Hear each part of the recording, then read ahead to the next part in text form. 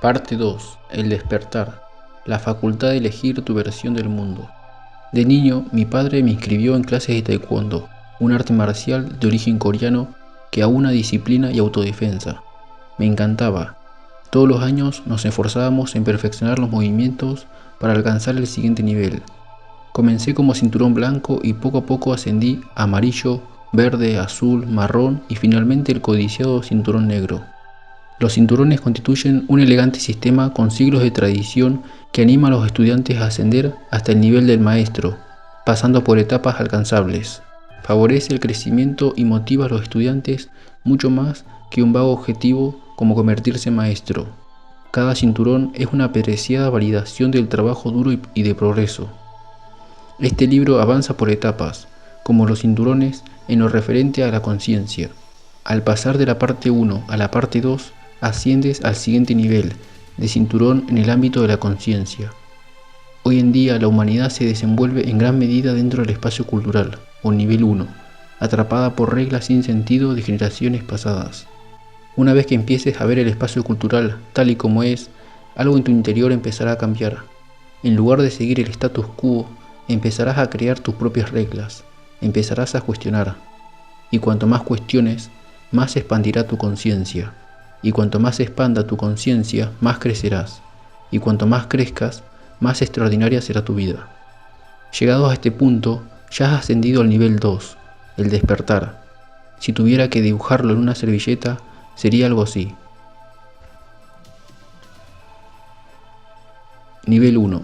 La vida dentro del espacio cultural, las X, representan potenciales reglas sin sentido. Nivel 2. Aprendes a crear tu propia versión del mundo dentro del espacio cultural. En tu mundo, la burbuja a tu alrededor, puedes optar por rechazar y filtrar la entrada de reglas sin sentido. Piensa en la X como si fueran reglas sin sentido del espacio cultural. Asciendes de nivel al margen de ellas, creando dentro del espacio cultural tu propia burbuja en la que estableces tus propias reglas.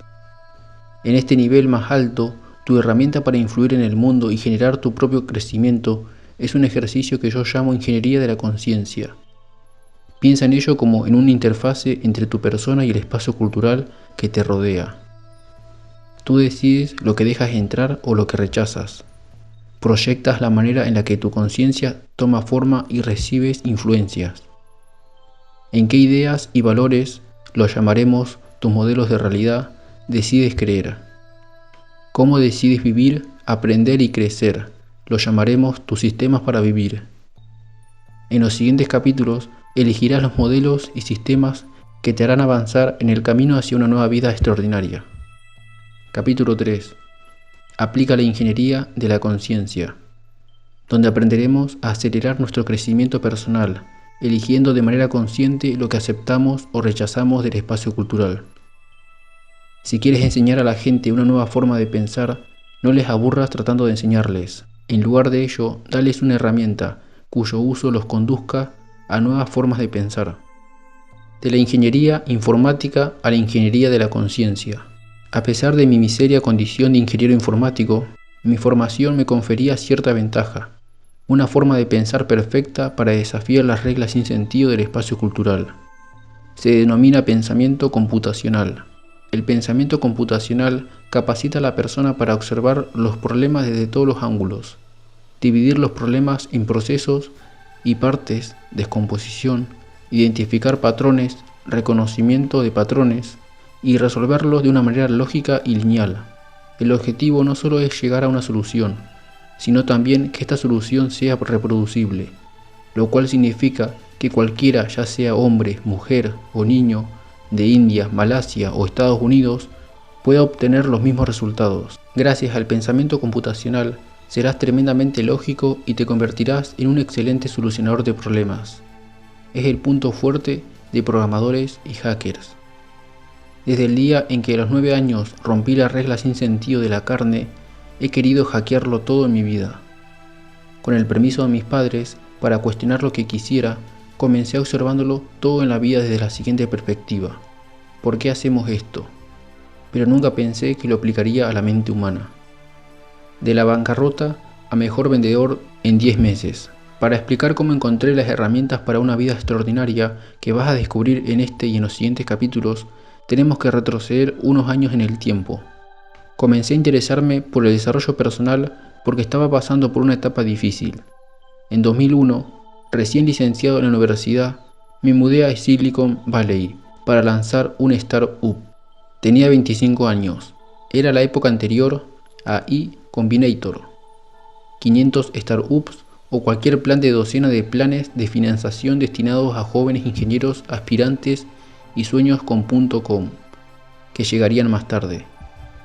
El dinero, especialmente cuando se tienen 25 años, no llega fácilmente. De modo que tomé los ahorros que tenía, pedí algo de dinero a mi madre y me fui a probar suerte. El tiempo se echó encima. Unos meses después de mi traslado a Silicon Valley, la burbuja.com estalló. Recuerdo haber leído que en abril de 2001 fueron despedidas 14.000 personas. La fiesta de despidos a la que los desempleados acudían para hacer contactos y tomar algo, se convirtió en algo habitual. En quiebra y desesperado, envié mi currículum a todos los trabajos que pude encontrar en el sitio web de anuncios clasificados craigslist.org, pero obtuve 0 respuestas. Mis fondos eran tan escasos que no podía permitirme alquilar una habitación, y mucho menos un apartamento, así que alquilé un sofá. Y ni siquiera era un sofá de 3 plazas, era de 2 plazas, de modo que cuando me iba a dormir por la noche me colgaban las piernas por fuera. Se lo alquilé a un estudiante de la Universidad de Berkeley, que trataba de optimizar su economía alquilando las piezas de mobiliario que menos apreciaba. En ese sofá de Berkeley y sobre el radiador contiguo estaban depositada mi vida entera, toda mi ropa, mis libros, mi portátil y mis sueños hechos añicos. Resultaba humillante estar viviendo en una ciudad universitaria como licenciado con un título de ingeniero informático y darme cuenta de que la mayoría de los estudiantes universitarios vivían allí en mejores condiciones que yo. Por fin un día, después de otro aburrido arrebato de envíos de currículums a ofertas de empleos de Craigslist.org, recibí una contestación. Era de una empresa que buscaba gente que llamara por teléfono a bufetes de abogados para venderles software para la gestión de casos. Era un trabajo de venta telefónica y la remuneración era por comisión directa. Si no vendía, no comía. La economía estaba tan mal que las startups podían zafarse de pagar el salario base. Yo no sabía nada de ventas ni de marketing, pero era el único trabajo que había conseguido, de modo que lo acepté. En mi primera semana en la oficina, nos asignaron las áreas que debíamos cubrir. La mía era San Antonio, Texas. El trabajo consistía en algo así. Tenía que ir a la biblioteca pública de San Francisco, conseguir una copia de las páginas amarillas de San Antonio, buscar bufetes de abogados y empezar a llamar a todos los letrados de la A a la Z hasta encontrar a uno lo suficientemente aburrido como para escuchar mi charla sin colgarme. Dado que mi jefe dudaba de que algún abogado de Texas fuera capaz de pronunciar el nombre de Villen, me convertí en Mr. Vicente Lacchiani, para mayor comodidad. En mis primeros meses de trabajo, gané en torno a $2.500 mensuales en comisiones, apenas suficientes para sobrevivir en el área de la bahía de San Francisco. Pero resulta que a menudo, en esos momentos en los que nos sentimos mal, acabamos dando un paso hacia el siguiente nivel de crecimiento personal. ¿Recuerdas el dibujo del capítulo 1 sobre los accidentadas que pueden llegar a ser las vidas extraordinarias? Pues yo encaminaba hacia otro sobresalto que, eso sí, me ayudaría a crecer y aprender. Aburrido y algo deprimido, empecé a buscar clases online que me ayudaran a sacarme de la cabeza la monotonía de mi trabajo. No recuerdo exactamente lo que tecleé en Google. Quizá esperanza, quizá éxito, o quizás ¿por qué la vida tiene que portarse tan mal? Y fue entonces cuando lo vi. Me fijé en un taller de meditación e intuición. Se impartía en Los Ángeles y parecía interesante, especialmente porque quien daba el curso trabajaba en ventas farmacéuticas y hablaba de cómo estos métodos le habían permitido aumentar rápidamente su volumen de ventas. Hecho, de manera algo impulsiva, decidí tomar un avión y acudir al taller. Cuando me presenté, vi que era el único alumno. La meditación no era entonces tan popular como hoy. Realicé en un solo día el curso completo de 2 días y tomé un vuelo de vuelta a San Francisco esa misma noche. Empecé inmediatamente a aplicar algunas de las técnicas que había aprendido. una de las cuales era un sencillo ejercicio de meditación para entrar en el estado mental alfa. Alfa es una frecuencia de las ondas cerebrales común en la meditación y en la que el sujeto se encuentra en un estado de relajación. La gente que aboga por este tipo de meditación dice que alfa hace que sintonices con tu intuición, tu creatividad y tu capacidad para resolver problemas. Una parte clave del curso fue que aprendí a escuchar mi voz interior, mi intuición, y lo puse en práctica al realizar las llamadas telefónicas en el trabajo. Dejé de llamar a todos y a cada uno de los abogados de la A a la Z, de las páginas amarillas como hacían mis compañeros. En lugar de ello, entraba en un estado mental de meditación y relajación. Deslizaba el dedo hacia abajo por la lista de los nombres y llamaba a aquellos en los que sentía un impulso. A menudo percibía el impulso como una suerte de adivinación, pero le hacía caso. Me doy cuenta de que no tiene sentido ni es lógico, pero descubrí que de alguna manera, cuando hacía caso al impulso, llamaba a abogados más dispuestos a comprar. Mi índice de cierre de ventas comenzó a subir rápidamente. ¿En qué medida cabe esperar un cambio cuando se aplican técnicas de meditación? Ciertamente yo no esperaba mucho más que aprender a relajarme y a soltar mejor el estrés. Pero al cumplirse una semana desde mi regreso a Los Ángeles, constaté que esa había sido la mejor semana de ventas que había tenido nunca. Supuse que era una casualidad y que no duraría. Pero cerré 2 ventas a la semana siguiente, y a la siguiente, y fue lo mejor. Un mes más tarde, subí mi nivel hasta cerrar 3 ventas. Parecía que al hacer caso a mi intuición triplicaba la probabilidad de llamar a abogados receptivos. Además, mejoraron también otras cosas. Empecé a sentirme más feliz y más positivo. Mejoraron la confianza en mí mismo y mi relación con la gente en el trabajo. Lo atribuí al hecho de que estaba meditando durante 15 a 30 minutos todos los días, escuchando a mi intuición y visualizándome a mí mismo cerrando ventas con facilidad. Entonces empecé a utilizar otra técnica que había aprendido en otro taller, una sencilla técnica de empatía, para conectar de forma más eficaz con las personas. Antes de hablar con un abogado me decía a mí mismo que era capaz de conectar con mi cliente potencial en un nivel subconsciente, tener empatía con sus necesidades, saber qué era lo que debía decir y en qué momento y después, solo si este era un software que realmente podía beneficiar al bufete de abogados, cerrar la venta. Mientras meditaba, visualizaba al abogado frente a mí y me imaginaba irradiando genuinidad, amabilidad y comprensión hacia él o hacia ella. Ponía fin a la visualización de 3 minutos con la afirmación mental de cerrar el acuerdo si este era el interés de todas las partes implicadas. Una vez más, constaté un marcado aumento de mis ventas. Muy pronto estaba cerrando más acuerdos que ningún otro vendedor de la compañía. Al ser un chico de 25 años y sin experiencia previa en ventas, fui ascendido 3 veces en los 4 meses siguientes y fui nombrado director de ventas. En septiembre de 2002, apenas 9 meses después de entrar a la empresa, mi jefe me mandó a Nueva York para dirigir la oficina de la compañía en esa ciudad. Seguí creciendo dentro de la empresa. Continué experimentando, ajustando y perfeccionando mis ejercicios de meditación. Y con cada perfeccionamiento, mis actitudes en el trabajo parecían crecer. Muy pronto me encontré realizando el trabajo de 2 personas, gerente de desarrollo de negocios, gestionando los gastos de publicidad de la compañía de Google, AdWords y director de la oficina de Nueva York, con excelentes resultados en ambos puestos. Mi salario se había triplicado en unos meses. En aquel momento no podía explicarme el porqué de todo ese éxito. Solo sabía que lo que estaba haciendo funcionaba. Pensamiento computacional y desarrollo personal. El rápido éxito que alcancé en el mundo de las ventas desató mi interés por la descodificación de la mente humana. Me di cuenta de que podemos mejorar nuestra forma de actuar de manera lógica. Por ejemplo, leyendo un libro sobre ventas, y no hay nada malo en ello. Pero también existen técnicas que pueden acelerar de manera llamativa nuestro rendimiento. Las que yo aprendí cambiaron mi vida en apenas una semana. Mi formación en pensamiento computacional se dejó notar, y a toda máquina. Yo quería descomponer el comportamiento humano, que a primera vista parece como una enorme e intrincada maraña de pensamientos, acciones, respuestas, emociones, impulsos, deseos, hábitos y Dios sabe qué más, y dar con el código de cómo funcionamos los seres humanos.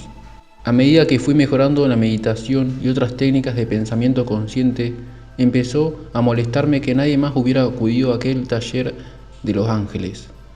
Había mucho más que aprender. Quería enseñar a otros eso que a mí me había funcionado tan asombrosamente bien. De modo que dejé mi trabajo de ventas de software y creé una pequeña empresa de ventas por internet. La llamé Mindvalley. Nuestros primeros productos fueron CDs de meditación que conseguía de editoriales ya establecidas. Cuando Mindvalley creció, lancé tantas empresas como pude enseñando a la gente mindfulness, meditación, técnicas contemplativas y cómo mejorar las relaciones, la nutrición, la salud y el bienestar.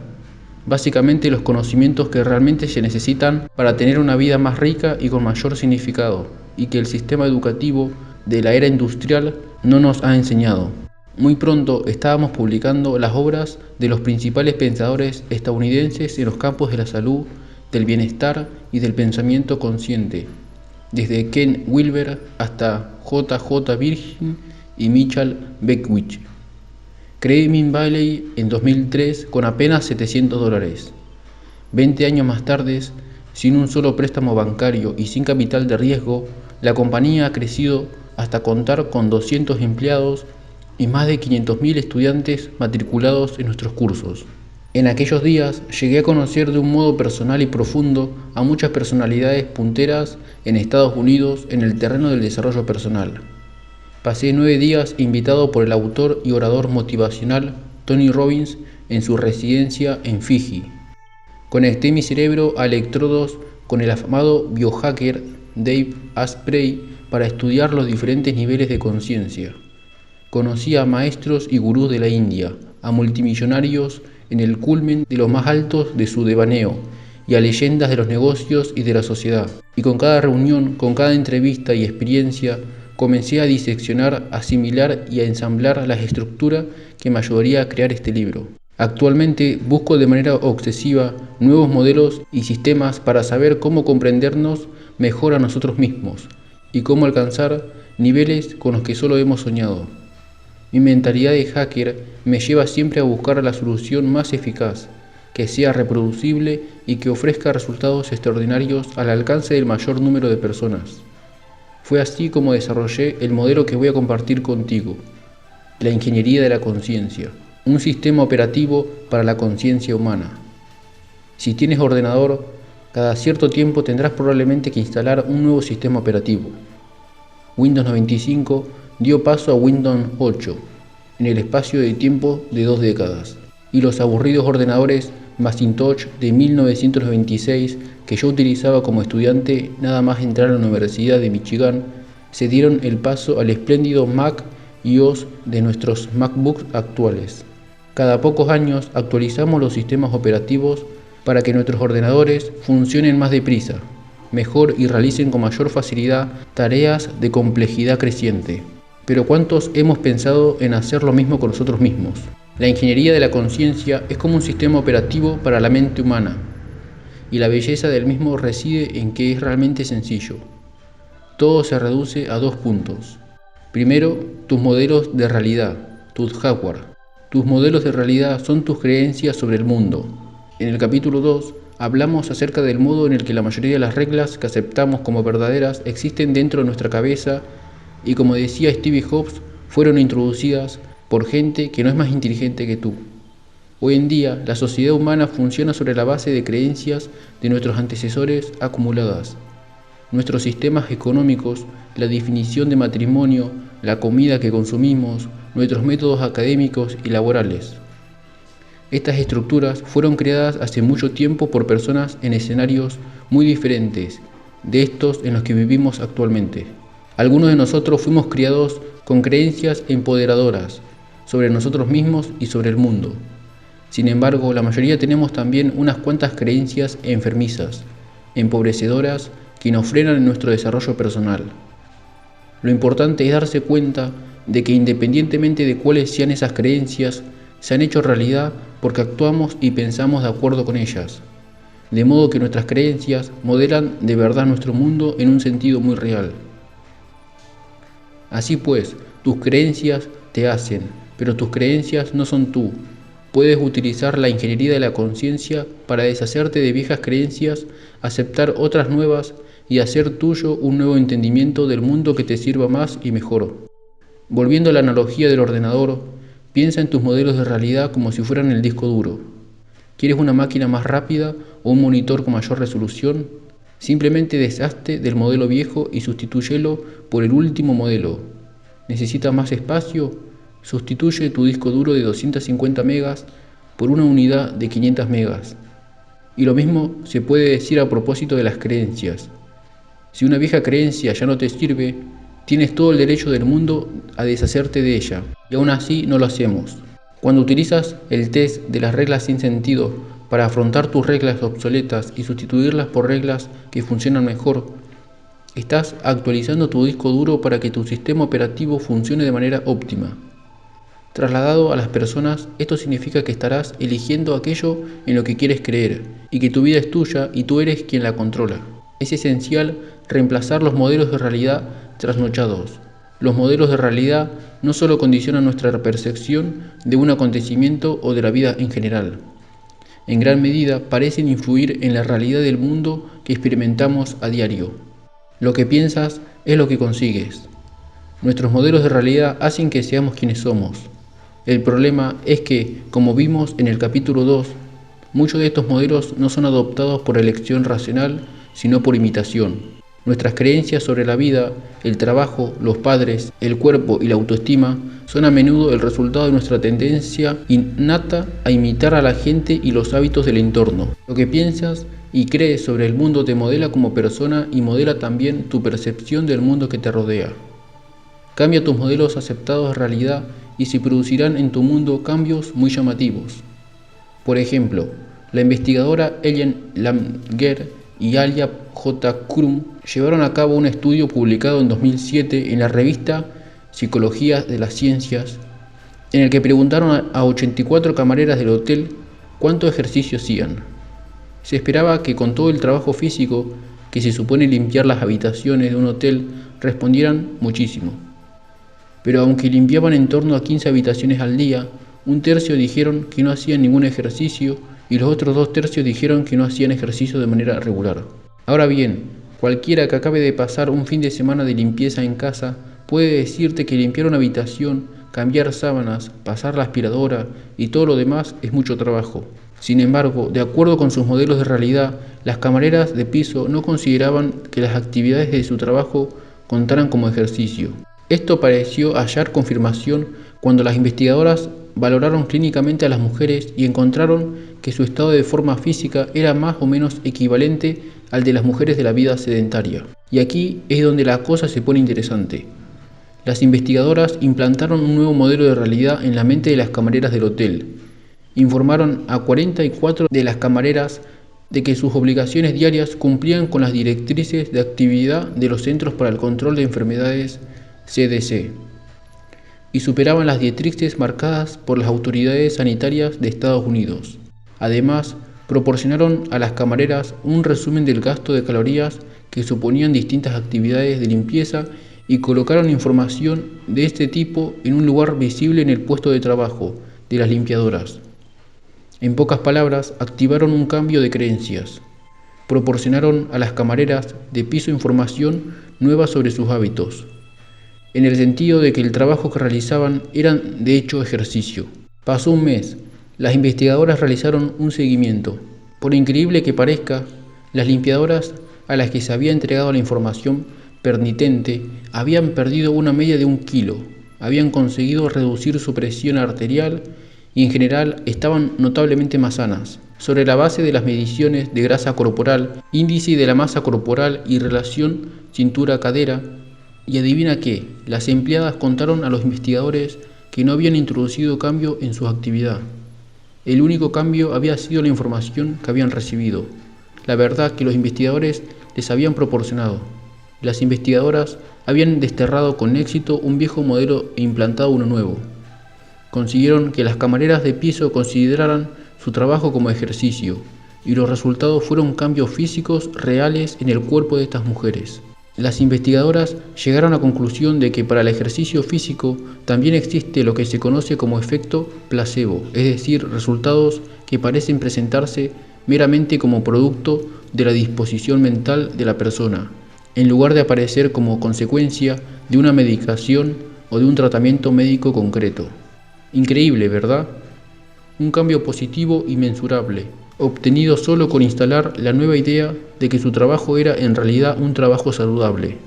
Imagina los efectos que podría tener este hallazgo a la hora de animar a los empleados a implicarse más en el trabajo o a la gente a perder peso. Si la mente es tan poderosa que puede realmente modificar la salud solo con un cambio de perspectiva, imagina cuál puede ser el poder de la mente para controlar el estado de ánimo, la confianza en uno mismo, la felicidad y cualquier otro aspecto decisivo para nuestra calidad de vida. Tal como demuestra de manera clara el estudio de las camareras del hotel, tus modelos de realidad no son tú, pero hacen que seas quien eres. Cuando te des cuenta de esto, podrás deshacerte de un modelo malo y obsoleto, reemplazarlo por otro más saludable y ganar la increíble facultad de cambiar tu mundo. Volvamos por un momento a la analogía con el hardware del ordenador. Si el disco duro de tu ordenador no puede ya con las tareas que necesitas que hagas, compras un ordenador más rápido, más potente, con un monitor de mayor calidad y con un ratón mejor. Fíjate en lo finos y eficaces que son los ordenadores desde hace unas 3 décadas. ¿No sería estupendo pensar con ese mismo nivel de elegancia, velocidad y eficiencia? Sin embargo, cuando se trata de actualizar nuestro modelo de realidad, la mayoría de nosotros nos aferramos a la Macintosh de los años 80, en lugar de comprarnos el nuevo Mac. Aguantamos con nuestros viejos modelos y nos negamos a nosotros mismos una mejora. Las camareras del hotel del estudio perdieron peso y ganaron en salud simplemente porque una nueva creencia se instaló en ellas. ¿Qué sucedería si adoptaras nuevas ideas sobre tu vida amorosa, sobre tu trabajo, tu cuerpo, tu capacidad para hacer dinero? En el siguiente capítulo exploraremos este aspecto. En relación con el poder de las creencias, yo he elegido modelos concretos de realidad que me ayudan a mantenerme más sano y más joven. He decidido que voy a vivir hasta que tenga 100 años. He elegido un modelo en el que 7 minutos de ejercicio por la mañana temprano me dan el mismo resultado que horas en el gimnasio. Como resultado de ellos, he sido capaz de ponerme en forma y tengo un cuerpo mejor a los 40 años que cuando tenía 20. También he abrazado la idea de que el trabajo debe y puede ser gratificante, de manera que disfruto con lo que hago todos los días. Todos tenemos esa capacidad de decidir qué modelos de creencias vamos a adoptar. Tú también tienes que elegir. Así pues, el modelo más eficaz de realidad que puedes adoptar en este momento es la idea de que tus modelos de realidad son reemplazables. No tienes que seguir creyendo y viviendo el mundo a través del cristal instalado en tu interior cuando eras joven. En el siguiente capítulo te enseñaré a instalar todo un nuevo y excelente juego de creencias. Pero antes, quiero presentarte otro aspecto importante que has de tener en cuenta. Segundo, tus sistemas de vivir, tu software. Tus hábitos o sistemas de vivir son el modo en el que aplicas tus modelos de realidad. Si los modelos de realidad son el hardware de la máquina humana, los sistemas de vivir son el software. Son tus actividades y hábitos diarios.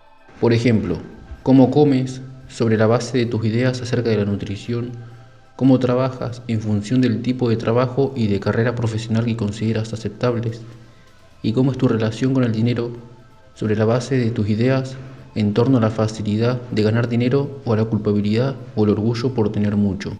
Existen mucho más, desde cómo criar a tus hijos hasta cómo haces el amor, pasando por el modo de hacer amigos, hacer ejercicio, resolver problemas, acabar un proyecto en el trabajo, destacar en el mundo o divertirte. Los sistemas de vivir son fáciles de adquirir. Siempre puedes aprender uno nuevo. El problema es que el sistema educativo de la era industrial no ha hecho un trabajo demasiado bueno en lo referente a mantenernos actualizados con los mejores sistemas para funcionar en el mundo.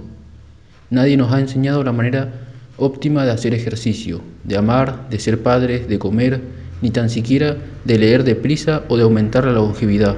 Yo pienso en los sistemas de vivir como en aplicaciones que puedes descargar y actualizar fácilmente, diseñadas para propósitos concretos o para resolver problemas específicos. ¿No funciona? Descargas la nueva versión que corrige errores antiguos. ¿Qué encuentras una mejor? elimina el anterior. El truco está en identificar qué sistemas estás ejecutando y en hacer suficientes autoverificaciones para identificar rápidamente aquello que requiere una actualización. Todo ello nos lleva a la ley número 3. Ley 3. Aplica la ingeniería de la conciencia. Las mentes extraordinarias entienden que su crecimiento depende de dos cosas: sus modelos de realidad y su sistema de vivir. Cuidan con esmero los modelos y sistemas más empoderadores para el individuo y los actualizan con frecuencia. Las limitaciones de los modelos de realidad y de los sistemas de vivir actuales. Nuestros modelos y sistemas actuales tienen tres limitaciones. 1. Nuestros modelos de realidad están programados por el mundo en el que hemos crecido. 2. Nuestros modelos de realidad, buenos o malos, determinan nuestro sistema de vivir. En pocas palabras, las malas creencias crean malos hábitos. 3. Nuestros modelos y sistemas modernos adolecen de una práctica consciente. Solo ahora estamos empezando a darnos cuenta del poder de nuestra mente. Para comprender estas tres limitaciones, debemos echar un vistazo a nuestro mundo actual, pero desde afuera. Salir de nuestro espacio cultural es algo que resulta más fácil de decir que de hacer. Esta es la razón por la cual, para comprender el modo en que podemos mejorar nuestros modelos y sistemas, decidí emprender viaje para visitar una cultura muy alejada del mundo occidental moderno. Asombrosas lecciones desde la selva amazónica. Llegué con Cristina a la profunda Amazonia ecuatoriana, justo antes de ponerse el sol. Nuestra avioneta despegó de una ciudad llamada Puyo, en el límite de la selva, y sobrevoló un mar de verde antes de aterrizar en una pista de tierra encajada en medio de la selva. Un trayecto en barca, una buena caminata y varias horas después llegamos a Tinquías, una aldea perteneciente a una familia de la tribu Achuara. La localidad civilizada más cercana se encontraba a más de 160 kilómetros de distancia. A nuestro alrededor, solo la selva verde y húmeda y los sonidos que emitían un sinfín de aves y otros animales. Íbamos a pasar allí los siguientes 5 días, viviendo en una cultura radicalmente distinta, donde íbamos a poner a prueba muchas de las normas de la civilización humana tal y como la conocíamos. Desde la manera de dormir hasta la manera de cuidar nuestro cuerpo y la forma de beber agua o de venerar un poder superior. El pueblo actuar de la selva amazónica de Ecuador evolucionó a lo largo de generaciones teniendo poco contacto con el mundo exterior. Empezaron a ser conocidos por el mundo occidental en 1977, de modo que estar con ellos es lo más cerca que se puede estar de visitar una cultura relativamente inalterada por el ser humano moderno. Dada su mínima exposición al espacio cultural moderno, sus modelos de realidad son muy diferentes de los nuestros. No hablo de aspectos convencionales que todos esperamos que otras culturas hagan de modo diferente, como la comida, la ropa, la música y la danza. Me refiero a cosas tan diferentes que si la estuviéramos leyendo en un libro de historia, nos costaría creer que se refieren a seres humanos normales que viven en el planeta hoy en día. Muchas verdades que asumimos por absolutas, como beber agua o desayunar, carecen de significado para ellos. Vivir con lo actuar me abrió los ojos. Lo que allí vi cambió profundamente mi pensamiento sobre lo que creo que son verdades aceptables. Lección 1. Nuestros modelos de realidad han sido programados por el mundo en el que hemos crecido. Cuando llegas a la aldea, te apetece un baño y un buen trago de agua. Puedes bañarte en la charca que hay cerca.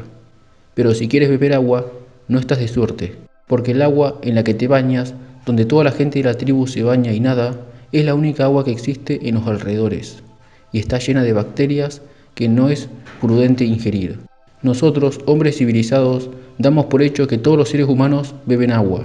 Podrías incluso considerar que esta es una verdad absoluta, como comentamos en el capítulo 1, pero los Achuar han desarrollado un brillante recurso frente al hecho de que en su tierra no hay agua potable. Las mujeres recolectan, hierven y machacan raíces de yuca, y después mastican repetidamente la raíz y escupen la pasta masticada en un bol. Mezclan esta pasta de yuca y saliva con agua de la charca y lo dejan reposar varios días. La mezcla fermenta y produce alcohol, que mata las bacterias. Lo que se obtiene no es agua, sino chicha, una suerte de cerveza, preparada a partir de raíz fermentada con los escupitajos de las mujeres de la tribu. Cada mujer tiene su propio macerado que prepara para su marido. Los hombres pueden tener más de una mujer, y los niños. El macerado de cada mujer sabe distinto, en función del sabor de su saliva. Las mujeres pasan varias horas todos los días masticando y escupiendo para preparar la chicha, mientras los hombres van a cazar. Es un valioso trabajo, pues eso es todo cuando se bebe en la tribu. ¿A qué sabe la chicha? Pues bien, a mí el sabor me pareció realmente horrible, pero porque no estaba preparado para apreciarlo. Para los achuar sabe deliciosa, y los hombres llegan a casa después de cazar deseando un buen trago. A nosotros puede parecernos raro, pero para ellos es totalmente normal y es como sobreviven en uno de los lugares de la tierra donde vivir es todo un reto. ¿Es normal beber agua?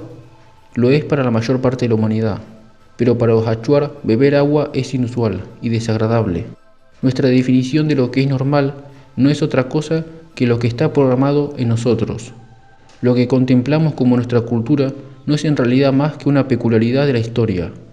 No está ni bien ni mal, del mismo modo que la forma de vivir de los achuar no está ni bien ni mal. Nuestra cultura es el resultado de miles de años de ideas que han ido emergiendo, chocando, disolviéndose y luchando por imponerse. Pero por una cosa puedo asegurarte, nuestra cultura no es consecuencia de pura elección racional. En muchos sentidos, ha tomado forma simplemente por imitación y casualidad. Aún así, nos aferramos a nuestra cultura, a lo bueno y a lo malo, como si fuera la única manera de vivir. Cuando observas a los achuar por un lado y a los hombres que consideramos civilizados por otro, te das cuenta de que prácticamente cualquier aspecto de la cultura humana, de la vida, tal como la vivimos día a día, es maleable, está a nuestro alcance, bajo nuestro posible control y es susceptible de cuestionamiento. Lección 2. Nuestros modelos de realidad, buenos o malos, determinan nuestro sistema de vivir. Los achuar no tienen un modelo de realidad para Dios a la manera de la mayoría de los seres humanos. Para ellos, los animales y las plantas poseen alma humana y esas almas tienen la capacidad de comunicarse a través del lenguaje y de señales. Para comunicarse con este mundo, beben ayahuasca, una droga natural a base de plantas, que induce vivas visiones y experiencias metafísicas. Decidí vivir la experiencia de la ceremonia de la ayahuasca con un chamán que estaba de visita en la aldea en la que nos encontrábamos. Me arrodillé en una plataforma ante él.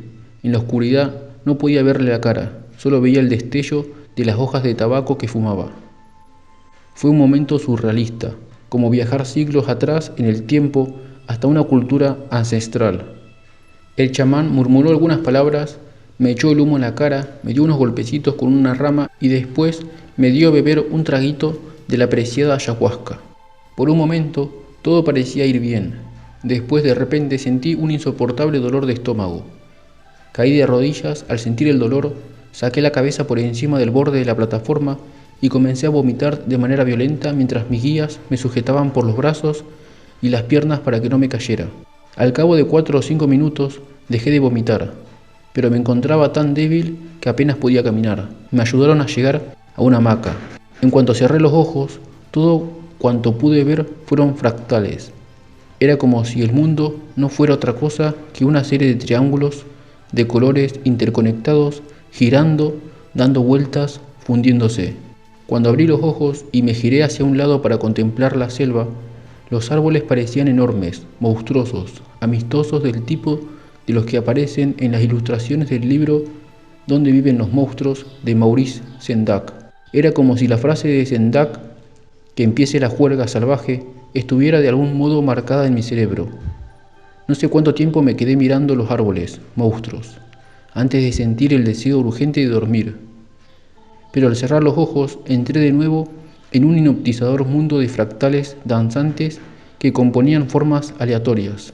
Al principio sentí miedo, pero el miedo se convirtió luego en una sensación de paz sublime. Me sentí en unidad con la selva, los árboles, la humedad, el cielo. Era una hermosa sensación de estar absolutamente en el presente, sin importar el pasado ni el futuro. Me sentía bien por estar vivo. Después me quedé dormido.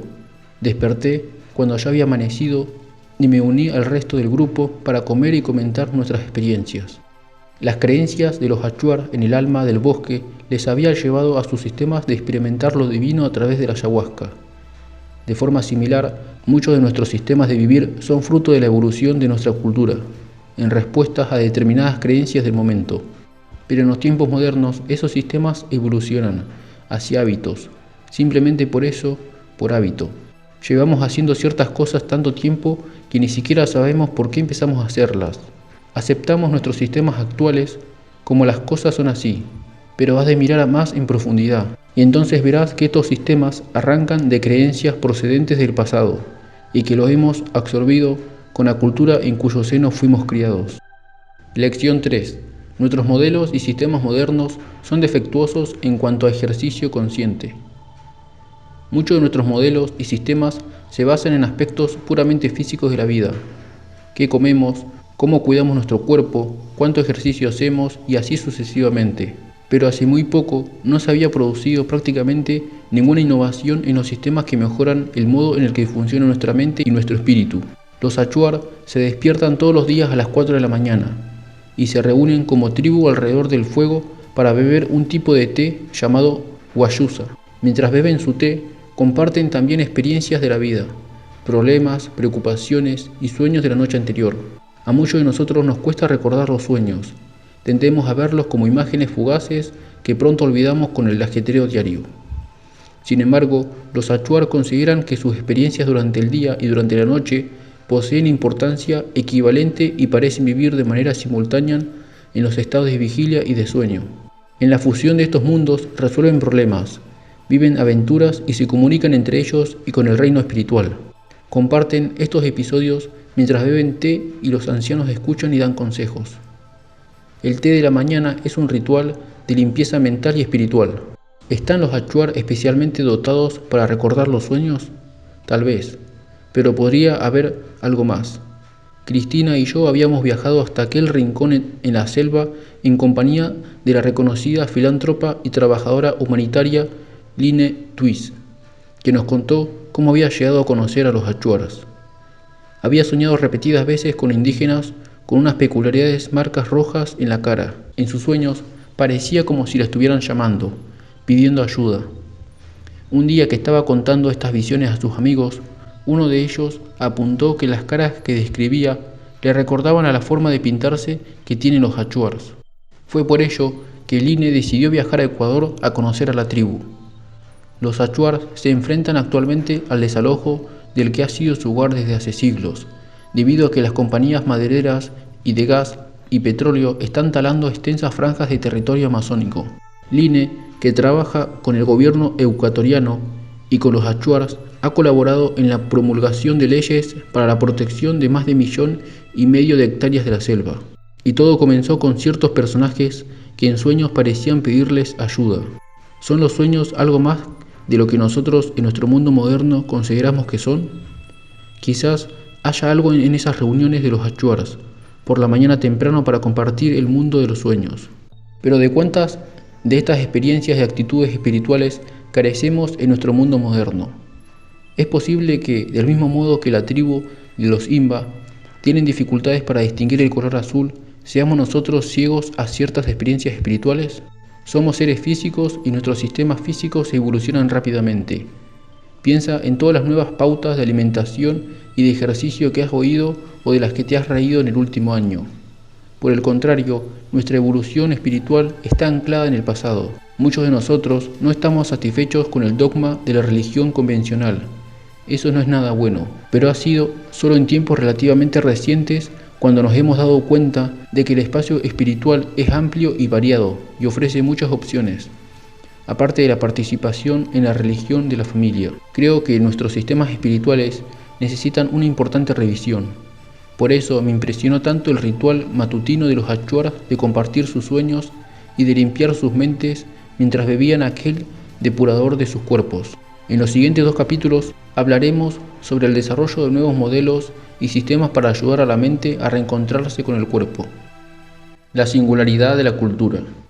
Podríamos considerar que llevan una vida extraña, pero para los achuar nosotros somos los extraños. Nosotros somos los que corremos hacia trabajos estresantes, dejando que otros cuiden de nuestros hijos. Pasamos la mayor parte del día sentados delante de una pantalla iluminada. Después hacemos ejercicio como locos para quemar las calorías que hemos consumido el día anterior. Metemos a nuestros ancianos en residencias y después nos preocupamos por cómo le estarán cuidando. Tomamos pastillas para no sentir miedo y otras emociones que consideramos negativas. Bebemos pociones para mantenernos despiertos. Después tomamos pastillas para dormir. Comemos y bebemos demasiado, en parte porque tenemos más de lo que necesitamos y en parte porque estamos estresados. Cada tribu tiene sus problemas, pero los achuars me enseñaron que lo que nosotros consideramos real, lo que nosotros definimos como cultura, lo que creemos que es verdad acerca de la vida, trabajar de 9 a 6, el matrimonio, la manera de criar a nuestros hijos, el modo en que tratamos a los mayores, todo lo que hacemos a lo largo del día son solo colecciones de creencias y modos de hacer a los que llegamos porque, en fin, en algún momento parecieron buenas ideas. Cuando eres consciente de este hecho, también adquieres la capacidad de trascender y superar estos hábitos culturales. ¿Cómo elevar nuestra apuesta interior? En una ocasión conocí a un hombre considerado por muchos como una de las mentes vivas más brillantes de nuestros días. Se trata de Ken Wilber, el escritor académico más traducido de Estados Unidos, habiéndose traducido sus 25 libros a unos 30 idiomas. Wilber es el creador de una filosofía enormemente englobadora, llamada teoría integral, que es una suerte de teoría sobre todas las cosas que unifica las disciplinas de estudios culturales, antropología, teoría de los sistemas, psicología del desarrollo, biología y espiritualidad, por nombrar algunas. Ken Wilber ha sido citado por multitud de personajes públicos, desde Bill Clinton hasta Kermit the Frog, y su teoría integral ha sido aplicada en campos tan diversos como la ecología, la sostenibilidad, la psicoterapia, la psiquiatría, la educación, los negocios, la medicina, la política, los deportes y el arte. Como parte de la investigación realizada para la redacción de este libro, pasé 5 horas conversando con Wilber sobre modelos de desarrollo humano y sobre cómo evolucionan la conciencia. Una de las preguntas que hice a Wilber fue la siguiente: ¿cuál es su idea de currículum ideal en la educación de los niños? Y esto es lo que me contestó: la humanidad vuela por debajo de su pleno potencial, simplemente porque no educamos pensando en el ser humano como un todo. Educamos solo considerando una parte, una sección, un fragmento de lo que es posible para nosotros. Porque según las grandes y sabias tradiciones del mundo, los humanos no solo poseemos los estados de conciencia que todos conocemos, como estar despierto, soñar o dormir profundamente, sino que también poseemos estados profundos elevados de conciencia, como la revelación y el despertar, y ninguno de nuestros sistemas educativos enseña nada de esto. Ahora bien, en lo referente a todos estos factores que he mencionado, ninguno de ellos es insólito, aislado, esotérico, lejano, extraño u oculto.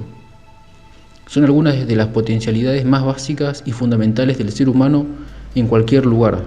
Son la base del ser humano, pero nosotros nos educamos a prototipos humanos. Educamos fracciones humanas, algo así como 1 de 10 de ser humano. De modo que creo firmemente que podemos aportar mayor salud a este planeta, en beneficio del propio planeta y de los seres humanos que habitan en él. Si comenzamos a educar a las personas como un todo, con todo su potencial fundamental, sus capacidades y habilidades, y ponemos freno a este sistema fragmentado, parcial y quebrado que tenemos ahora. La ingeniería de la conciencia no tiene mucho que ver con ser feliz, aunque la felicidad sea un subproducto maravilloso.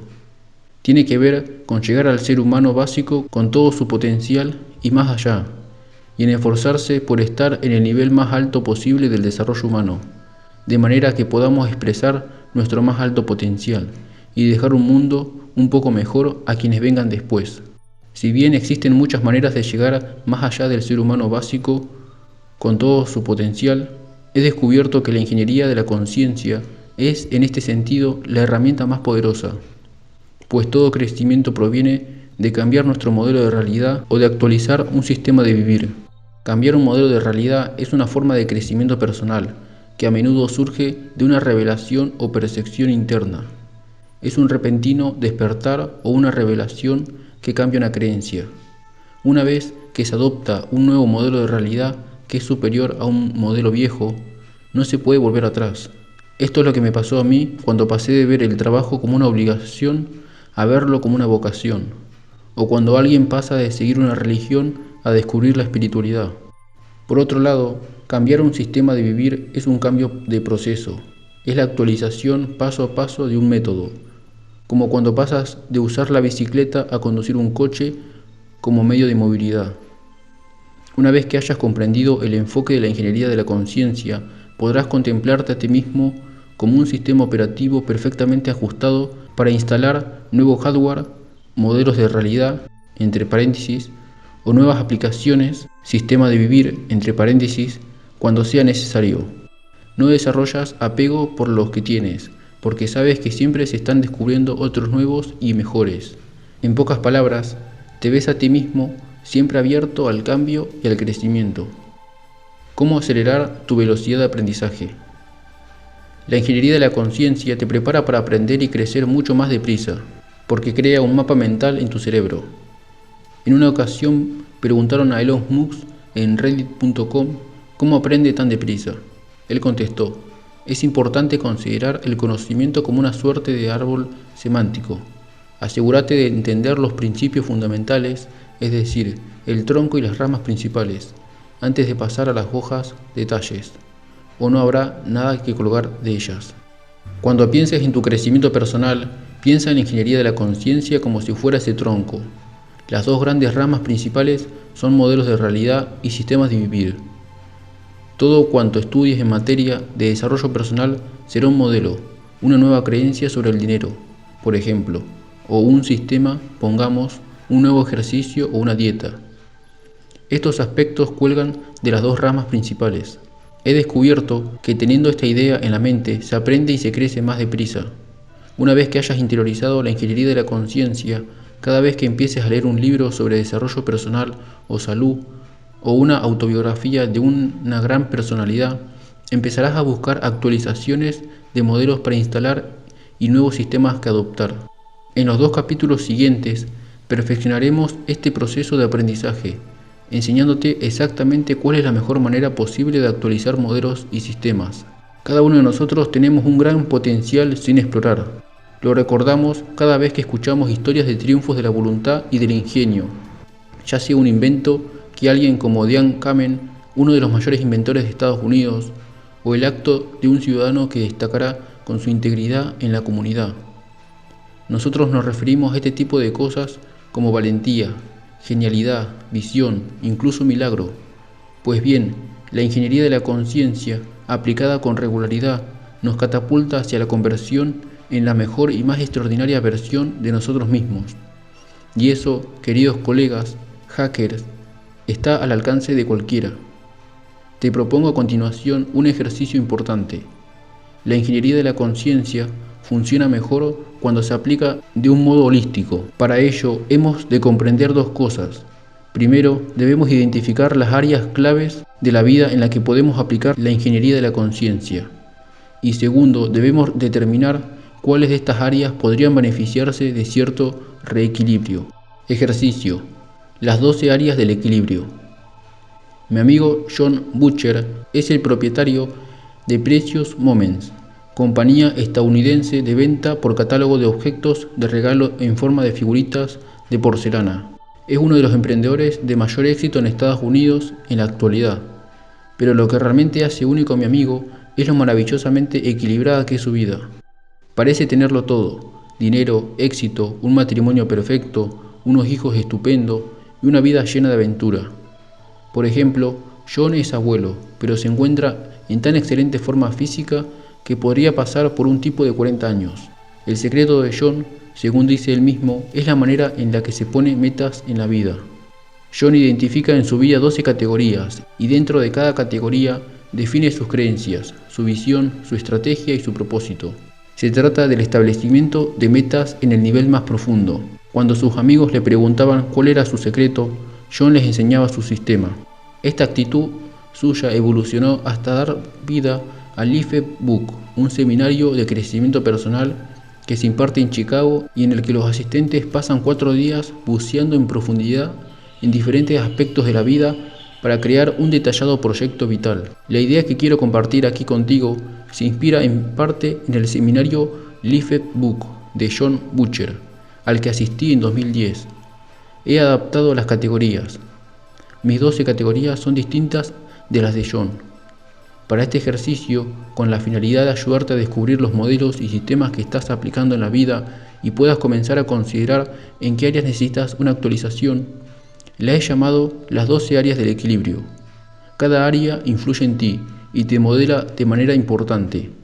Este ejercicio te ayudará a elevar tu propio ser en todos los aspectos, sin dejar atrás ninguna parcela de tu vida. ¿Preparado para comenzar tu aventura en la ingeniería de la conciencia? Comencemos. Cuando pienses en tu vida y consideres dónde quieres llegar, piensa de un modo holístico. Demasiadas personas viven una vida sin equilibrio. Puede que tengan mucho dinero, pero unas malas relaciones familiares. Tal vez se encuentre en una increíble forma física y muy sanos, pero vivan asfixiados por las deudas. O puede que su carrera profesional esté plagada de éxitos, pero tenga el corazón roto y se sientan solas. Una vida extraordinaria presenta equilibrio en todos los niveles. Pensar de un modo holístico te ayudará a estar seguro de que no acabarás ganando en un área y perdiendo en otra. Yo utilizo las 12 áreas de equilibrio para mantener la quilla en posición. Y ahora te toca a ti. En cada categoría que te presento a continuación, puntúa tu vida en una escala del 1 al 10, empleando el 1 para muy débil y el 10 para extraordinario. Si tienes un bolígrafo a mano, anota tu puntuación junto a cada categoría. No te detengas a pensar demasiado en cada aspecto. A menudo, el primer impulso, la sensación, es el más preciso. 1. Relaciones amorosas. Es la puntuación que das a tu felicidad en el estado actual de tu relación, ya seas soltero, estés enamorado, tengas una relación o te guste alguien. Tu puntuación. 2. Amistades. Es la valoración de la fortaleza de la red de apoyo que te respalda. ¿Cuentas con al menos 5 personas que te apoyan y que te gusta tener cerca? 3. Aventuras. ¿Cuánto tiempo tienes para viajar, vivir experiencias nuevas y hacer cosas que te abran a nuevas emociones? Tu puntuación. 4. Entorno. Se trata de la calidad de tu hogar, tu coche, tu trabajo, en general de los espacios donde transcurre tu tiempo, incluso cuando viajas. Tu puntuación. 5. Salud y tu forma física. ¿Cómo puntuarías tu salud, dada tu edad y tu estado de forma física? 6. Vida intelectual. ¿Cuánto y a qué velocidad estás aprendiendo y creciendo intelectualmente? ¿Cuántos libros lees? ¿A cuántos seminarios o cursos acudes al año? La educación no debería detenerse al acabar los estudios. 7. Habilidades. ¿A qué ritmo estás mejorando las habilidades que posees que te hacen único y que te ayudan a construir una trayectoria de éxito? ¿Estás creciendo hacia la categoría de maestro o estás estancado? Tu puntuación. 8. Vida espiritual. ¿Cuánto tiempo destinas a ejercicios espirituales de meditación o contemplación que promueven la sensación de paz, conexión y equilibrio? 9. Profesión. ¿Estás creciendo, ascendiendo y destacando? ¿O sientes que vives atrapado en la rutina? Si tienes un negocio, ¿estás prosperando o estás estancado? 10. Vida creativa. ¿Pintas, escribes, tocas algún instrumento musical o participas en alguna otra actividad que te ayuda a canalizar tu creatividad? ¿O eres más consumidor que creador? 11. Vida familiar. ¿Te gusta llegar a casa y reunirte con tu familia después de un día duro de trabajo? Si no estás casado ni eres padre o madre, considera a tus padres o hermanos. 12. Vida en comunidad. ¿Contribuyes, aportas algo o desempeñas algún papel en la comunidad en la que vives? Tu puntuación. ¿Has identificado ya áreas en las que te gustaría mejorar? Esa es la cuestión. Ahora cuentas con una clara línea de salida desde la que empezar tu viaje hacia lo extraordinario. Por ahora piensa solo en cómo te puntuarías actualmente en cada categoría. En los siguientes capítulos volveremos a estas 12 áreas de equilibrio para ayudarte a identificar dónde debes centrar la atención para mejorar tus modelos de realidad y tus sistemas de vivir.